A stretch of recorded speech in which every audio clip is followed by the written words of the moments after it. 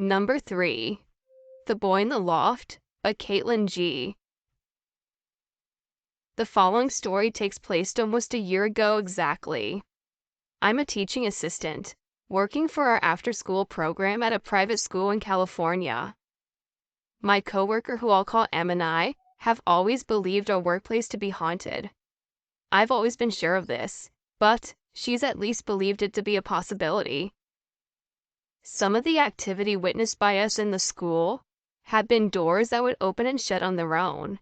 Sometimes we hear voices and footsteps when there shouldn't be any at all. Toys are often left in strange places after we put them away for the day, and we'd sometimes see things out of the corner of our eyes. If you can name it, it's happened here. Something else that ups the creep factor and doesn't help our situation at all is Em and I are often the last two on campus, and while the incidents stated are unsettling, none of these things have ever happened to anyone else. It's truly disturbing. As stated previously, we have many strange occurrences around our workplace, and this has led us to believe the place to be haunted. As such, we decided one day to go around with holy water and incense, trying to bless the building, and ask any spirits that might haunt the school to leave or move on. Believing this would work, we headed home for the day. The next day, Em and I were working with pre-K, and in the pre-K building there's a loft. Em was sitting at the table in front of the loft when one of our pre-K kids came up and sat in her lap. She had her head on Em's shoulders when she said, "There's a little boy up there." Em looked in the loft and saw no one, and so tried to laugh it off. She thought the girl was maybe trying to play a trick on her and told the girl there's nobody there. The little girl, we'll call her A, sat up and became adamant that someone was in the loft. "He's right there. You can't see him because he's hiding from you." This unnerved Em, at which point she said, "Well, he can come down and play when he is ready." A looked at Em and said okay, before laying her head back down on Em's shoulder. A minute or two goes by, when A suddenly shoots up and says, "Don't lock him in there. He doesn't want to be locked in there." Disturbed, Em comes to me and fills me in on her conversation with A. It is then I make a horrifying realization. The previous night, when I went through with holy water, I never put any in the loft. We looked up that night and were not giving it a second thought. Thinking of what we could do, I remember when we bought a ouija board last Halloween. I had it in the back of my car unused. Like dumbasses, we decided we'd try to use it now. Em and I knew it would be stupid to try to use the board in the school itself, so we drove down the street to the marina. After settling in, we brought the ouija board out and began using it. The first thing we asked was if someone was there. The spirit of a young boy named Daniel came through, informing us that along with him, there were 3 spirits in one particular building, a female spirit named Mariah and a bad spirit. While Em believed the board right off, I was rather skeptical. I'd always been able to fear spirits from a young age, and I only felt one spirit in that building. It felt like bad news, but I kept this information to myself. So, Daniel, if that's his real name, tells us that he and Mariah are afraid of the other spirit, and that the other spirit was very angry. He continued on to say that it didn't like that I was trying to get rid of it, and that it wanted to hurt me. Along with this info, Daniel kept giving us the number 5 along with a string of other numbers. Soon after writing down the numbers, we closed the session to figure out what the numbers meant. My first thought was that it could be a phone number, and as it turns out, I was right. 3 of our coworkers have the same numbers that start with the same starting numbers. Seeing this, we asked if something was going to happen to our coworkers. The board said yes. We then asked if something was trying to harm them. The board once again answered yes. We soon closed the session and headed home. When we returned to work the next day, I went up to A and asked about the boy in the loft. I asked if she knew what he looked like or if he had a name. A was hesitant at first, but she eventually said, "His name is Daniel. He has dark hair, dark eyes, and gray skin." I tried to clarify with A, asking her if she meant his skin was pale, to which she said no. A then got up, grabbed a gray marker, and informed me his skin was gray like the marker. Needless to say, M was freaked out and left the room, at that point I asked Dave if there was anyone else that had ever talked about him. She said that there was nobody else. This, in my mind, cemented that M believed and I knew about the pre-K building being haunted. It also meant I was right about the fact that Daniel wasn't who he claimed to be. A few weeks go by, and with work being so busy, Em and I had practically forgotten everything to do with our 3 coworkers' numbers and the Ouija board session. This lasted as long as it took for those coworkers to go on a trip with 2 of their friends. The group of 5 had traveled to the Route 91 Harvest Festival in Las Vegas, which wound up becoming the worst mass shooting in the U.S. history. Thankfully, they survived. After this happened, Em and I put all the pieces together. The shooting had taken place 5 weeks after our session on the Ouija board. Leading up to the shooting, the activity on the Ouija board had quieted down, and once our coworkers returned, the activity picked up again. This time, the paranormal occurrences had become more frequent and intense. It got to the point where the students were seeing and hearing things all the time. After enough activity, I decided to go through the building again. This time, however, I didn't use a Catholic prayer. Although I was born and raised Catholic, I had a falling out with the religion recently. As I stated previously, I've been able to sense spirits from a very young age. This was something my Catholic mother did not like at all. Feeling ostracized for being different, among other reasons, I found my way to Wicca and have been a Wiccan ever since. As such, this time, I went through the building burning stage and performing a cleansing ritual instead. During the cleansing, I made a point to close and seal the board, and any door we may have unintentionally left open. To this day, it appears to have worked.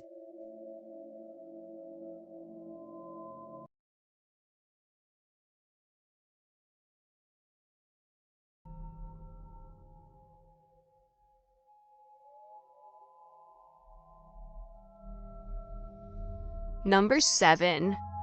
I made a Ouija board. Sent in by Anonymous. I decided I would share my Ouija board story. There needs to be some context though. I've made a few Ouija boards. It's one of my many hobbies. Not any flimsy pizza box and Sharpie one, but sturdy wooden ones with calligraphy lettering, inlays, and the whole 9 yards. I spent my time on them, making them unique and putting care into each, so I haven't made many. I'm not sure, but the details may be significant because I have a connection with each board. I believe it's affected the way that my experience has gone. If not the connection, the quartz inlay on my first board definitely did. My friends were excited to try my first board. None of us have ever used a board before though. We didn't dive into it blind. I made sure of that. I looked up things to do, not to do, and etc. We didn't find all of the information I know now, but we had enough to know when something went wrong. There was 4 of us at the time, 3 in the round each time, and always a scribe. Of course, nothing happened at first. We made little circles on the board and stayed on it for a long time with nothing. Soon, I tried something I remembered other people I had heard had done. I offered energy to the spirits. Then it started. Slowly, I made sure none of my friends were pushing it around, and it seemed legitimate. To add to the validity, I noticed each spirit had sort of a handwriting, meaning they moved the planchette with their own little quirks, and none were the same in the way they might move to the letters or say yes twice in a row. We tried to keep constant with the questions we asked, and when one spirit said goodbye, we would switch out scribes. Some of us got tired through the rounds, but I stayed fine. I switched out of the 4th round, just for the sake of it though. Things went south in that round. The first 3 spirits were generally friendly and helpful, until I was the scribe. I had lead the other rounds, and this time, it was one of my friends. Now, This is where quartz comes in. For the sun and the moon on this first board, I wanted to make them inlays. The sun was mother of pearl, and the moon was a little quartz stone. She started off like we always did, asking if there was a spirit with us. It went to yes. When she asked for a name, all it would give us was O. So we started guessing names that started with O. We asked if his name was Owen, and it immediately went to yes. I thought it was odd. We got it on the first try, but I dismissed it as a coincidence. We asked him his age next. He said 0. But then he went to 2. We thought this was also odd, so we asked if he meant he was 20 or just 2. We told him to go to the sun for 2 and to the moon for 20. He went to the sun. He did a lot of things I dismissed as strange, like starting to go through the alphabet and making little circles on the side of the board. We asked him before he got too far into the alphabet if he was playing a game. It went to yes. Things got even weirder though. He went to the 2 corners on the side of the sun and kept making these loose and irregular ovals and kept going back to the letter O. When the planchette moved so far towards one of the players that it nearly went off the board, we had had enough. We forced it to stay on the board and to go to goodbye. We found out how many signs we missed and mistakes we made when we looked up more information right after. And over the next few days, especially after I realized an important fact, the planchette never went on the side of the board with the quartz moon, supposedly quartz warts off evil, and not once did planchette ever go to the right below it. It wasn't very clear quartz, but it still seemed to have an effect. I realized the planchette was also trying to go to the core corners of the board, through the alphabet, and off of the board, all to let the spirit escape and or have a doorway into my house. When it did those odd ovals, I realized it was probably trying to do figure eights, another sign something is wrong. It finally hit me that we might have been dealing with a board demon, or perhaps the one they call Zozo. When I realized it kept going back to O, Z is on the other side of the board, and so it couldn't spell the other half of its name. It's only a possibility. I have had others since then try to act like they are him to scare me, but the evidence is compelling enough for me to believe. I started putting silver on the board after that whenever I used it. I stayed in every session. We took breaks between spirits and I haven't had any problems since. Nothing else has been very notable with me in the Ouija board since, except for my session a few weeks ago. I don't often use the board, and this was at a party. Now I have depression and occasional suicidal thoughts, as much as I try to fight it and push them away. I had been crying earlier, and I've been having some negative thoughts at the little party, but my best friend managed to get me through it and get me back into things. Later, with different friends, I ended up using my latest Ouija board. We got 2 spirits, and it was one of the most heartwarming sessions I've ever had. The first was a little kid who was concerned that I was crying earlier and was very sweet to me. The second was an older man who spoke in mostly gibberish, as some spirits tend to do with open-ended conversations. But clearly, he had a message for me to say no. I asked what, he just spelled out to suicide. So, I guess the moral of my story is that this tool, whether it works or not, saved my life in some ways.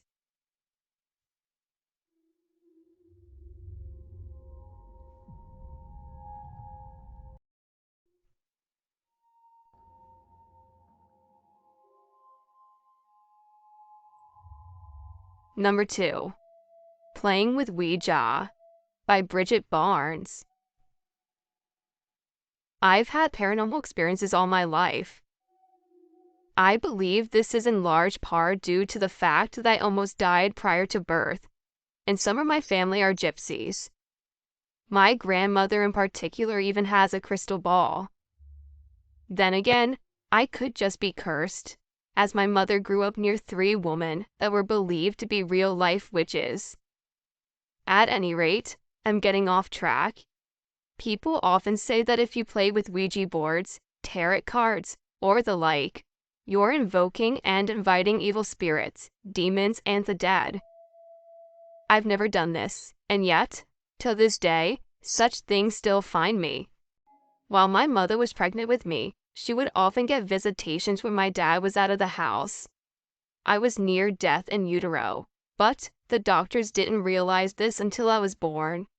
Quite often, when my mom would lay in bed, alone, while pregnant with me, she would often feel someone else on the other side of the bed. The bed would even go down as though someone was sitting in it, despite the fact that no one else was in the house. Other times, she would see something dark standing at the end of the bed, watching us, which would unnerve her. Many times when my dad was out of the house, my mother would get a sinking feeling that she could never quite shake. Over time, my dad would eventually leave, and after this, my mom bought a little starter house for us and our 5 kids. The house itself wasn't much, but we made it work. Shortly after getting settled into our new home, strange things began to happen. Our dryer would go on and off when not in use. Sometimes you would hear kids running around when my brothers and sisters were at school, and my baby was sleeping. This would also happen at night and wake us up quite often, at which point we would have a hard time going back to sleep again. The creepiest thing would happen, though, is when we would leave the house. We'd often come home to hoof prints and tracks as though a pig or some hoofed animal had been wandering through our home while we were out. Sometimes you would hear a ball bouncing in the attic, despite the fact that we never had any toys in the attic. As a toddler, I had a doll, like most girls my age did, with blonde hair in pink and white polka dot jumper, and a pull string. She often said things like, "I love you, mommy," or "I'm hungry, mommy." This is cute, right? Well, when my uncle Doug would pull the string, often while babysitting me, the doll would tell him to die, curse at him, and laugh evilly. This only happened when he pulled the string. Jumping forward a couple of years, once he had a house in Cedar Falls, Iowa. While living there, we would often hear scratching noises at the attic door. It wasn't like an animal. It was desperate, like a person clawing to escape with their lives while trapped inside the attic itself. Our dog would not go near the attic. If you were heading that way, as we used our attic like an entertainment room, the dog would leap out of our arms and run as fast as he could until he would shut the attic again and lock it up tight. Most recently, a few of my family members said they played with the Ouija board in that room. I had to stay in that house for a couple of months. I previously had to stay in the room, and this house is legit haunted. There were so many paranormal activity things happening to me when I was there. This goes doubly so for the studio apartment attached to the house. No one will go near that place if it isn't necessary. Are my family and I haunted? Cursed? I'm not sure. But these are just a few things we've experienced over the years.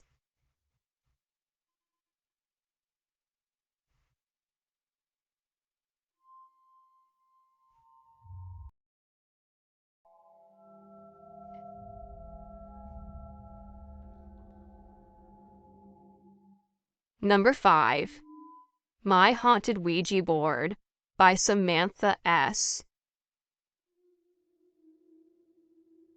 I was a teenager when this happened, but I can honestly say I remember it like it happened just a few hours ago.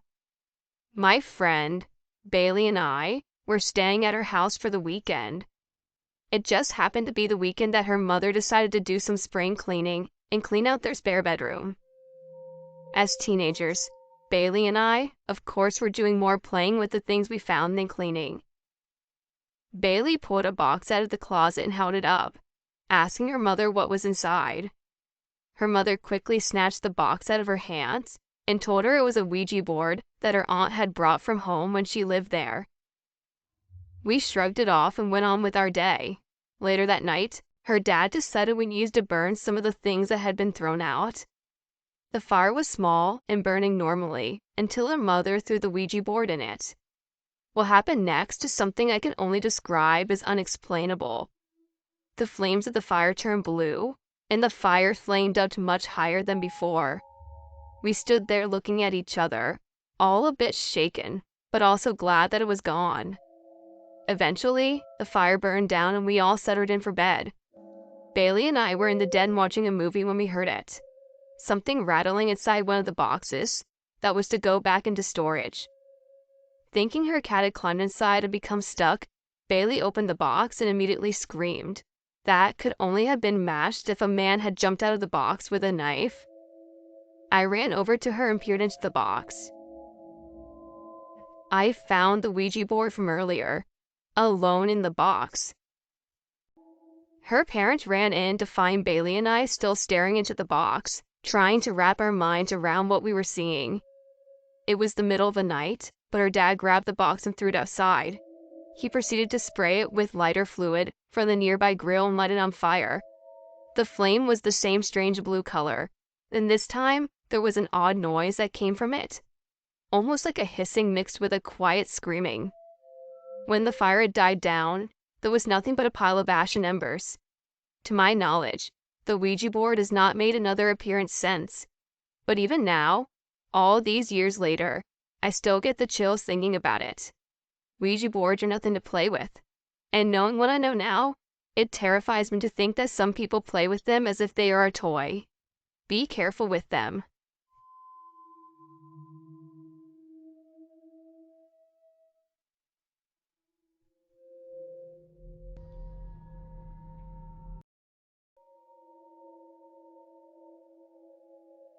Number 4. Ouija Board Stories by Salty Lucius. I'm currently 13 years old, and I've been messing with Ouija boards for about a year now. I do this with 2 friends, one of which usually just watches and doesn't actively participate. In the beginning, we were quite cautious and respectful when using the board. As time went on, however, we became less afraid of the board and more careless. Our first experience was in a friend's bedroom around 5 or 6 in the morning. We met a spirit going by the name of Riv. He was about 8 years old, liked video games, and was apparently killed in a manner he didn't wish to share with us. It was a safe and pretty nice starting experience speaking with the spirit. It helped us relax speaking with the spirits, and we felt she seemed like a nice soul. The second spirit we spoke with was very abrupt. The planchette we used, a flower-shaped cookie cutter we found, moved very slowly. We eventually talked to a spirit who claimed to be 0 years old before getting straight to goodbye on the board. That was that. The third spirit we spoke to was quite a bit more talkative, but still a bit strange. We nicknamed her Dinosaur Lady because when we asked her about her age, she simply replied with AD. Another strange thing was, she seemed to speak in broken English, but we assumed this was because she was from an era from long before. Shortly after, she stopped communicating with us entirely. By the third time we ever used the Ouija board, we started seeing a spirit named Zozo. It was here where we stopped being afraid and started being a lot less cautious in our use of the board itself. We began screwing around, asking dumb questions like, do you like food? What do you like to do? Etc. This spirit humored us a bit before we asked it what its name was, and he spelled out Zozo. After doing this, things started to get a bit weird. My friend, who doesn't usually actively participate in our sessions, she's also the person whose house we did this session in, started experiencing strange things around her home. Doors would randomly open and shut, or slam. You'd hear strange sounds, and just things like that. We still mess around with the board from time to time, but we haven't got as much activity from it. The spirits that connect to us are usually very weak, and Zozo has decided to take over whenever he feels like. It's come to the point where we can tell it's Zozo by the shift in power of the planchette itself. It legitimately feels as though it's going to fly up the board when he takes over. So far, he's identified himself as both Zaza, Zozo, and Mama. But he doesn't really humor us anymore. We aren't really sure much about him, and I don't really have much else to add other than the events in this story took place in the span of about 6 months.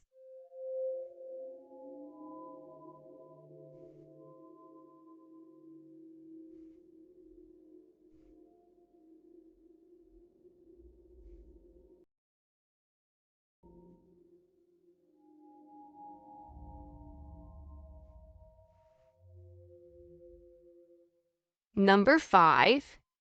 Ouija Board Spooks by Anonymous. The following events actually happened to a friend of mine in high school, who I will refer to as Sally. Sally experimented with the Ouija board in her room a couple of times while in bed. She says she only managed to contact something one time, and that was the last time she ever messed with the Ouija board. She apparently threw her board away, trying her best soon after to forget all about the experience entirely.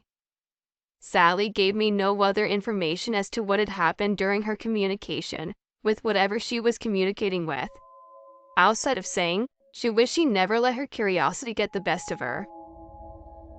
After her experience with the board, however, she said she would occasionally wake up in the middle of the night to the sight of a black cat staring at her. Sally claimed the first 2 times she didn't think much of it, as she left her window open at night during the summertime. However, once it cooled down, she shut her window, and she would still awake to that cat staring at her. During these experiences, she said she was usually very tired, and so she would try to ignore the cat favor of getting more sleep. One night, however, she decided there must be a stray cat living in her house, and she decided to get up and put it outside. Reaching for the cat, she said it never broke eye contact with her, but upon trying to grab the cat, it simply faded and vanished in a puff of smoke. Obviously, she was freaked out by everything that had happened, so she didn't tell anyone about it, because she thought maybe she was just having strange nightmares, or sleepwalking and hallucinating due to paranoia. In an attempt to address her situation, Sally rearranged her room, so that she was facing the wall now. After doing this, she said she would still wake up and feel like something was watching her, but she refused to look and see what it was, and would instead go back to sleep. Sally's mother runs a babysitting service, and one day one of the parents' kids was feeling tired, so her mom allowed the child to sleep in Sally's bed for a midday nap. When the mother of the child finally showed up, asking where her daughter was, Sally's mom informed her she was in the bedroom laying down as she was tired. Upon going to check on her daughter, the mother found her daughter on the bed in tears. When the mother asked what was wrong, the daughter replied, "Mommy, I don't want to come back here. Sally's cat scares me." The mother, obviously concerned, leaves as quickly as possible after informing Sally's mom she won't be back and why. Sally overheard this conversation and was completely terrified because she realized she hadn't been hallucinating the cat. The thing that scared Sally the most, though, was that they didn't own a cat at all. So the only cat she could be speaking about was the one she kept seeing at night when she was woken up from sleeping. Afraid of sounding crazy, Sally acted like she'd never seen the cat herself, and soon after her mom went to a mattress store and subsequently threw out her old mattress. Sally says the black cat has never appeared since.